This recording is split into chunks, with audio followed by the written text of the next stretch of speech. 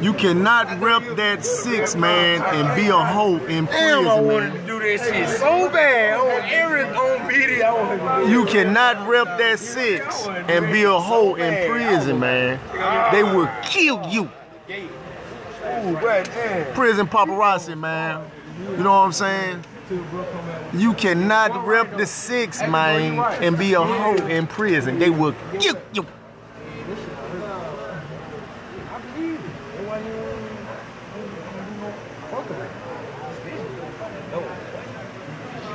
I can't believe. I wish I could snatch it off. I put that bitch on me. I just gave it. Police?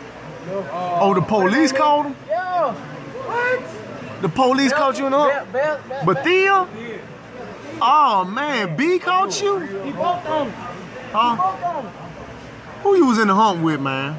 Somebody over there too, baby. Second alley. Black dude. You was in the hump with a black dude or a white dude? Huh? Black dude or a white dude? Break your motherfucking. Black dude. What the name is? Huh? Ticket man. The ticket man. Break your motherfucking jaw. Ticket man was that right here. Ticket man was right here. Ticket man fucking all in the white bitch ass. Everyone, man. Everyone. So what we on? What we on? Y'all act like y'all don't believe me when I tell y'all this stuff. Now, let's go back to the things that I discussed in my previous videos. I said that the white boys had it hard off the rip when they come in. I said that the roles were reversed. You know, the white boys are a minority. The black guys are the majority. You know, niggas is the majority, right?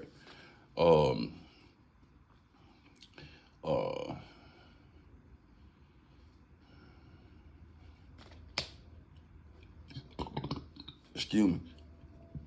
That's about it. But this is exactly what I was talking about. Y'all don't see that? In the video with the white guy, I don't know if y'all looking, you know, sometimes the camera be flipped. So it looks like the white guy has a 6-point star on his, it looked like it's on his left arm. You know, if that camera is right, then let me tell you, because I know y'all like to hear about the bullshit too. So I'm going to throw a couple stories in there with y'all to let y'all, you know what I mean, to drill my point home. But if that white guy, you know, if that white guy came in there with that 6-point star on his left arm and them niggas seen it, it was going to be a problem anyway. You understand that? Unless he said something like it's a Star David or the Star Judah or you know, some like he was a Hebrew or some along that line. But with that big old 6-point star on his left arm, see, it was going to be a problem anyway, right? I also noticed, if y'all see that they in the open dorm. That's an open dorm. Most times if you see those videos and the videos are taken behind the doors, see those are dormitories with rooms in them. Those are like regular dorms, but you know, those can be locked down. Where they was bullying that first boy at with the 6-point star on his arm, man, that was open dorm, meaning it really wasn't a bad place. It really wasn't a bad spot. That wasn't a bad prison. But you see how they doing him? They threatening to break his jaw. He's scared to look either way. I'm telling you, man, which is why I said to be a white dude, right? To have a name as a white dude, man, that came with a lot of respect. Because there was, from what I've seen, there's been no amount of talking, bluffing, or whatever that you can do to get out of this kind of situation. Bro, you got to get down. You not only do you have to get down, you have to really get down. Like, you're going to have to prove some shit. You see what I'm saying? Because off the rip, the white, you see the other white, if y'all, I don't know if I done played it yet, but the other white boy that they whooping up under the bed, he got tattoos and shit all over him. And guess what? So you know, he probably thought he was cool. He probably thought, you know what I mean, this gonna make him look tougher or whatever the situation. And guess what? Even after they done whooped him and all that, they still gonna make him do tattoos. Which is why I got slaves in the title. If he the tattoo man, he done fucked up somebody's tattoo. Man, that don't mean your job done. That mean you better not fuck up no more. They gonna get on that tater. Yeah. So this, you know, I got a couple of people didn't like the way I was trying to put it, but I wasn't trying to say anything, you know, out of the way. I'm telling you, man, this is how it is when you go in there. White boys have it tough, at least 3 times as tough as the black, you know, as black guys. Soft black guys get picked on and chumped off and taken advantage of too. But I'm telling you, man, a white boy, you know, it is what it is. Now, when you prove it, you know, it can, but you know. So, you know, y'all gonna throw that like button up, man. I'll be digging in here, finding these videos for y'all. You understand?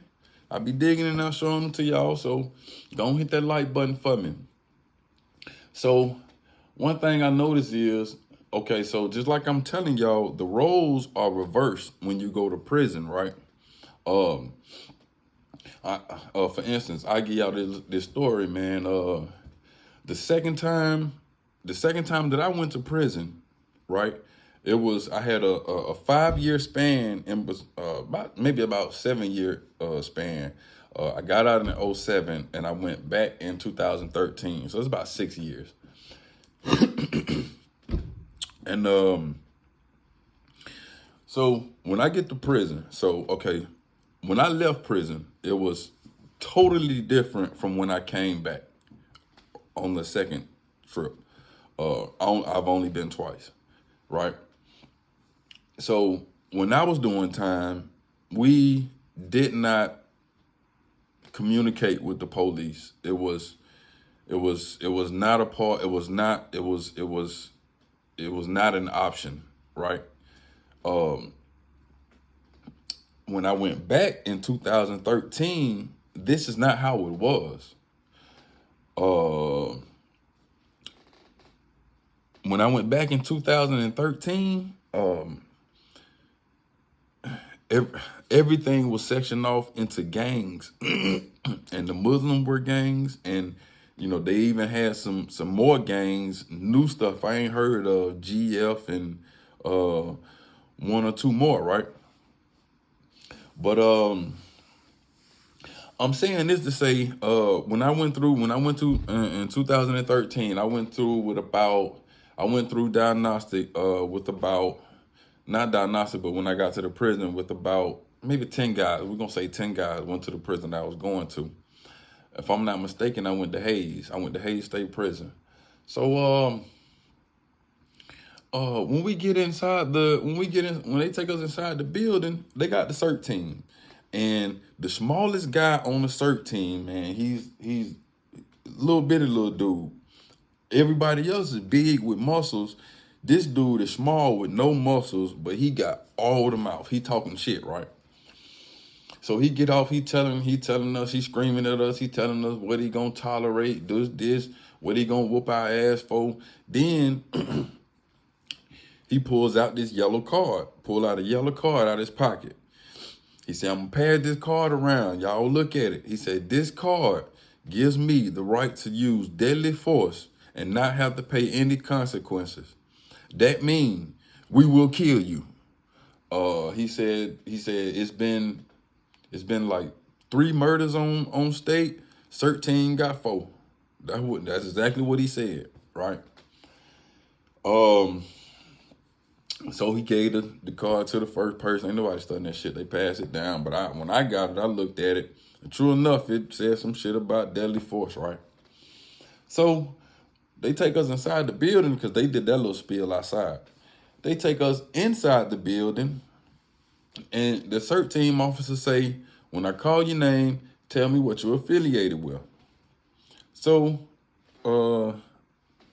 he started calling names, right?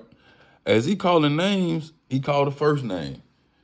Yes, sir. Blood, sir. He called the second name.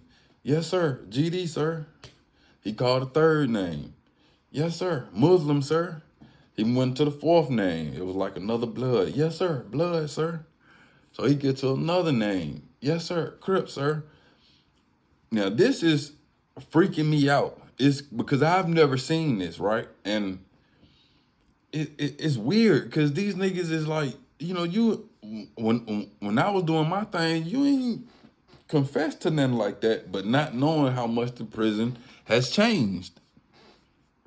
When they get to me, now, of course, I've been on the street.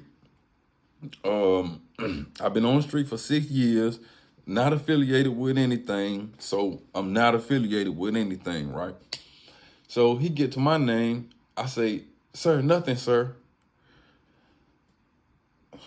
Little dude look up from the clipboard. He said, nothing. I said, sir, nothing, sir. He ain't bother nobody else. He walked by everybody else, told me to come here, took me and stood me on the wall. Stood me on the wall, looked at all my tattoos on my chest, looked at, when it stood over, looked at my arm real carefully. Came over here, looked at my arm. I got tattoos all on my torso. They made me take off my shirt. I'm the only one they done this to. Turn around, he look at my back. He say, turn around, put your hand behind your back. Put my hand behind my back. I'm like, sir, what I do? He tell the other CERT team members, take him to the hole for lying. I'm like, damn. I'm like, sir, I didn't lie. He like, yeah, you lied. Go on to the hole. We'll talk about it when you get out. So I'm like, so the other CERT team dude grab my stuff. They take me to the door. They take me back out the door we just came. They taking me to the hole, right? So the little dude, the other dude that's taking me to the CERT team officer that's taking me to the hole, he like, man, you should have just told the truth. I'm like, dude, I ain't in nothing. I ain't nothing. I'm like, I ain't nothing. He look at me like, bro, what? What the? So, and I just say that to tell the story about how the tattoos do. So I could have just imagined, by the way, they took me to the hole and the policy is 30 days, right? So that's how I started off that sentence. I went to the hole for 30 days. You have to do 30 days before anybody will talk to you, try to rectify the problem. You know, even if you're not guilty, you're innocent, even if it's a mistake, you have to do 30 days in the hole for some kind of orientation process. I don't know what it is. And man, you talking about, oh my God. So first day on state, I go to the hole for 30 days because they said I was lying about my tattoos. Right. So I, again, to go and that's how, and I only say that because it's a total opposite. You know, when I come in and I got tattoos, they'll bully, they gonna bully us like that. Whoever has the upper hand. Prison is all about strength, force, dominance, right? So, you know, it don't matter if I'm right or wrong. They gonna show me that they not a joke and they not to be toyed and played with. They gonna lock my ass in there for 30 days, non-negotiable, right? The same way they bullying me, that's the same way they doing to the little white. You know, there's no, you know, when you the one being bullied, there's no, you have no chance, basically. You know, you have, I mean, I'm trying to show it to y'all, right? So I can remember, also, and I also want to tell you, I remember one of my other homeboys, man. I'll tell y'all about this, right? And it's kind of fitting for the video because it's called White Slaves, right? So, and I was wondering how I was going to get this in to talk to you guys, tell y'all about it. So I mean, now prison is like is all the way aggressive. It's even though people gonna have games and play games, a lot of it gonna be like real direct, as y'all see how these guys were doing and are doing. Like I said, when I came to try to take them boys box, I'm like, hey man, look, run it. They like, nah. So a lot of time it's just gonna be like, hey bro, let me see one of them shoes, or might just go and get them, might take it. I mean, it's gonna be some brutal stuff, especially if you don't look like, or if you ain't holding it like you can protect this stuff, right? So what happened is, the extortion game start. This what I got. They showed me this in juvenile. They were doing it, right. The softer guys and the white guys that would get money in. What happened is, again, they stay section off, we section off. So you go and break into their box. They can't eat. Now we do what we do. We eat it, we gamble it, whatever. They go to the store again, refill it, we go bust it open again, right? Now you keep doing this and you making a person a victim until somebody just approach them. Like, listen, put your stuff in my box. I leave my box open. Ain't nobody going in there. Put your stuff in my box. You can just come and get anything you want whenever you want it. You know what I mean? And, and all I'm gonna charge you is I can eat like it's mine too. And most guys will go for that, right? Until they realize what's going on. Cause now I'm giving my partners food. I'm gambling with food. They might come to get something to eat. I done blow all of it at the dice game. Right? So that used to go on, and that was real heavy in there. You might send your dude that like, hey man, I need bro hit, so I want him. You know what I mean? He go to the store every week. Y'all rob him so I can go put it. You know what I mean? So that's how I go, right? Dude come in named Kent, right? Now Kent is from if I'm not mistaken, his name was Eric Kent, right? Ken only had maybe he was short time, like a year, 18 months, and then he had done a lot in the county. So he was on his way out the door. Really wasn't gonna have to go and see no real time. I think even once he graduated to the 17-year-old dorm, he went on, signed PC, and went home from PC, right? Protective custody. So Kent come in, he's already naturally big, got the square, he like real American white boy, look like he supposed to be in the military, right? Big white boy, naturally, but he also work out. And we bunk mates, so, we friends and we cool. And he tell me about his school, the girls at his school, what he doing to what he do, like for fun or whatever. And he's on a wrestling team. And, I remember thinking that was kind of weird, but, it's serious to them. They wrestle, right? And he used to tell me how he would, in order to make weight, is what they call it.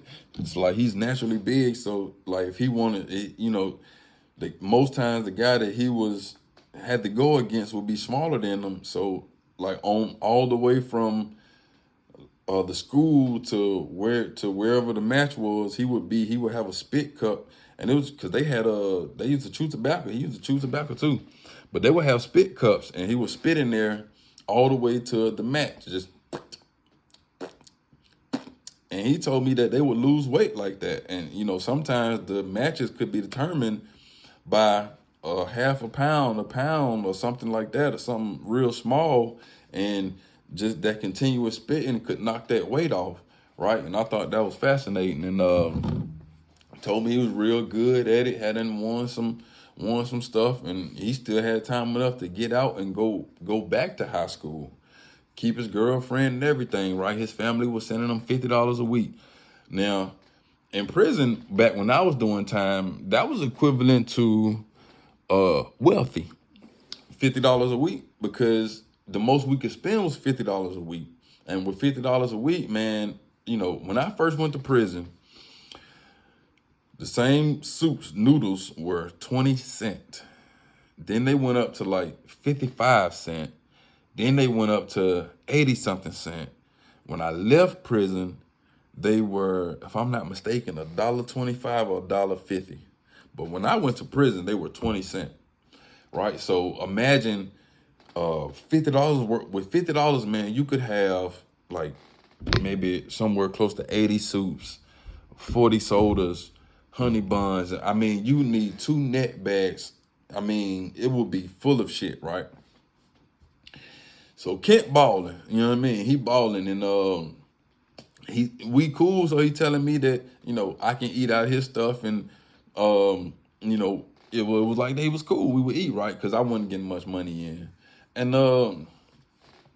my homeboys, man, DJ from Savannah, and you know, I ain't no talking about DJ from Savannah, and I remember little what's that little son bit name? Dawu. I think Dawu. Dawu from Savannah too, right? They want to rob Kent. And, you know, they come to me about it because he was in my room, and that's a no-no. You know, any trespass that you do to my room is a direct disrespect to me. You can't run in my room and beat up my roommate without my permission. You can't, you see what I'm saying? That's how prison is. So they telling me that they want to rob my roommate. This a problem for me because he letting me eat like I wanna. You know what I'm saying? And I'm like, bro, this how y'all gonna rob? Y'all, you know, y'all taking food from me. They like, man, we done robbed everybody else, and you ain't have no problem with it then. Y'all got a point. But now, you know what I mean? So I'm trying to be slick. I'm trying to be smart. I come up with a plan. I tell Kent, I'm like, bro, they want to get you, and I done held them back, but man, listen, it's inevitable. They coming, right? I'm like, what we gonna do? Leave about 10, 15, 20 of them soups in your locker. Kent is bigger than me naturally, and he been trained. He got skills, and like I'm just wild as hell. I'm smaller, got a little cut, and I'll fight and can fight a little bit, but he's trained. You know what I mean?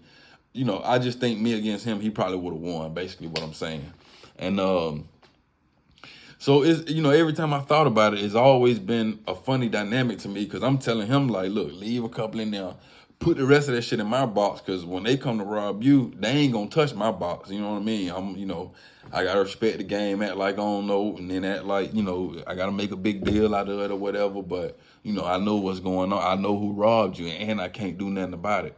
So that's what we do. We put all the good stuff in my box, left Kent box. You know what I mean? We come back from chow, we done been robbed. I go through the dome, you know, see a big thing, you know, to make a big statement in there was to cut the TV off. Because when you go in the TV room, most people are gathered in the TV room and they watching it. So when you go in that motherfucker and cut the TV off, you know, that's like, you know, that's a direct challenge to everybody. It's a threat to everybody. And that's saying whoever don't like what I just did, let's get it on right now, right? And if ain't nobody willing to challenge what I just did, y'all got to listen to me. Who the fuck stole my shit, right? That's how I go. So I go through the dorm, kicking shit over, cutting off TVs. I know it's a lie. Them niggas know it's a lie. You know, go through the room, look through a couple of boxes, come back, I tell Kent, you know, they must have sold it. You know what I mean? He mad as hell, whatever, but you know, he know the play too, right? So, and you know, to be honest, I ain't have no ending for that story because Kent, I mean, he was a good guy. I mean, one time we actually did get the wrestling, and that some bit was big and strong, and it was like I said, it was just always the thought that if I'm not mistaken, me and him got into it one time about something, and as a matter of fact, it was about his stuff, them wanting to take his stuff, and you know, I knew he couldn't do nothing about it, and he wanted to fight. I think he was saying that he wanted to fight DJ, right?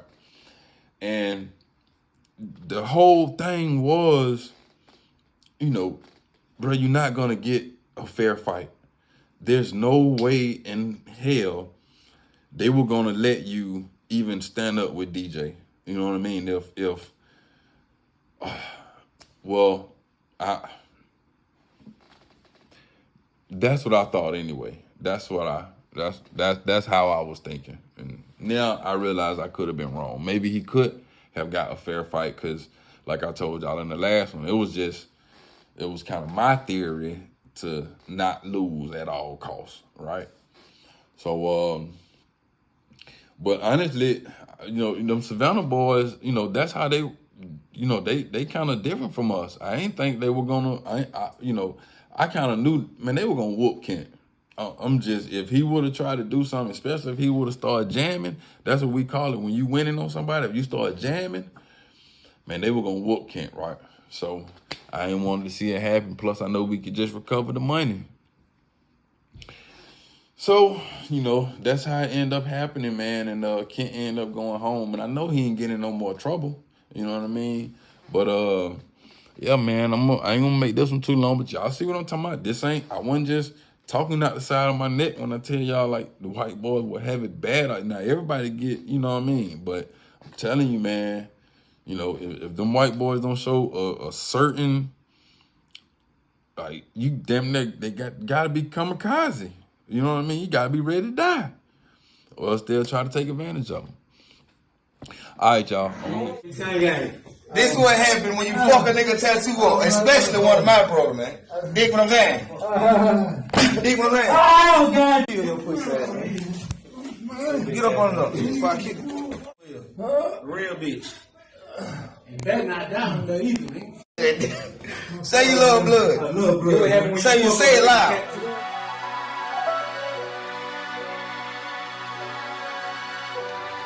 I had some niggas I look up to try to put their feet on my neck, man, you know what I'm saying? And we supposed to been working together. Go crazy, AG. You know what I'm saying? How you hate on my come up? You know what I'm saying? Box me out. Can't box a real now, nigga, this shit gon' still happen. I always been a underdog. My pockets on mainstream. I never made one call. I bless you for trying me. Mine really fucked up. Time made me paranoid. Walking out the hospital, eyes full of tears of joy. Ruby tatted on my arm. Really wanna hear your voice. They say my uncle doing good. Finally got up off that boy. I be trapping, selling weight. Ain't no stress on my face. Definition of a